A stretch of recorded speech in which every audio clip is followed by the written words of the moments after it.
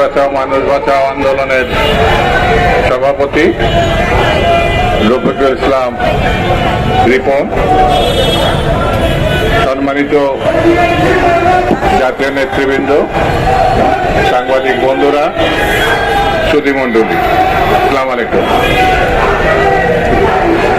বিশেষ কাজ থাকার কারণে আমি শুরুতেই ক্ষমা চেয়ে নিচ্ছি। আমার চলে যেতে হবে বিধায় এটা দৃষ্টিকটু অনিয়ম, সেই জন্য ক্ষমা চেয়ে নিচ্ছি। আমাদের সাবেক ছাত্র নেতা, বিএনপি চেয়ারপারসন দেশনেত্রী বেগম খালেদা জিয়ার সম্মানিত উপদেষ্টা জননেতা হাবিব সাহেব, এখানে আমাদের সাবেক সংসদ সদস্য সহ জাতীয় নেতৃবৃন্দ আছেন, তারা এই সভা থাকবেন এবং বক্তব্য দেবেন। বন্ধুরা, পার্শ্ববর্তী দেশ ভারত, আমরা তাকে বন্ধু মনে করলেও তার আচার আচরণ সম্প্রতি এতটাই বৈরী যা ভাষায় ব্যাখ্যা করা মুশকিল।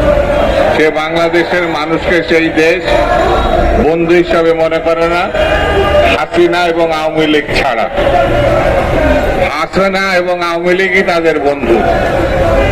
এই হাসিনা ফ্যাসিস্ট, গণহত্যাকারী, লুটেরা এবং জনরোষে জনগণের গণঅভ্যুত্থানে সে পালিয়ে গেছে, যার বিচার চলছে, বিচার হবে, তাকে আশ্রয় দিছে পার্শ্ববর্তী দেশ ভারত। আমি এই ঘটনার তীব্র প্রতিবাদ জানাচ্ছি এবং এই আসামি, এই হত্যাকারী, জনগণের সম্পদ লুণ্ঠনকারী, তাকে অনতিবিলম্বে বাংলাদেশকে ফেরত দেওয়ার জন্য, অনতিবিলম্বে তার বিচারের সহযোগিতা করার জন্য পার্শ্ববর্তী দেশকে আমি আহ্বান জানাচ্ছি। বন্ধুরা, তারা আমাদের পানিতে মারতে চায়, তারা আমাদের ভাতে মারতে চায়, তারা আমাদের মুক্তিযুদ্ধের ভাবমূর্তিকে বিনষ্ট করতে চায়, তারা গণতন্ত্রকে ধ্বংস করতে চায়। এই যাদের চরিত্র, তাদের সঙ্গে আমাদের চলা কতটাই যে কঠিন, কতটাই যে ভয়ঙ্কর, এটা ব্যাখ্যা করার অবকাশ রাখে না। আমাদেরকে ঐক্যবদ্ধ থাকতে হবে। একমাত্র এই দক্ষিণ পূর্ব এশিয়ায় বাংলাদেশ এবং বাংলাদেশি মানুষ কারোর কখনো বশ্যতা স্বীকার করেনি, না ব্রিটিশ ভারতের, না পাকিস্তানের, না ফ্যাসিবাদের কোন ঘৃণকে।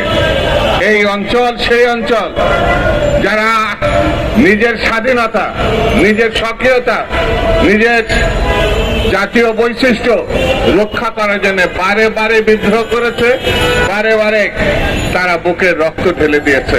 সর্বশেষ ৭১-এর মুক্তিযুদ্ধে সশস্ত্র যুদ্ধের মধ্যে তারা স্বাধীনতা অর্জন করেছে।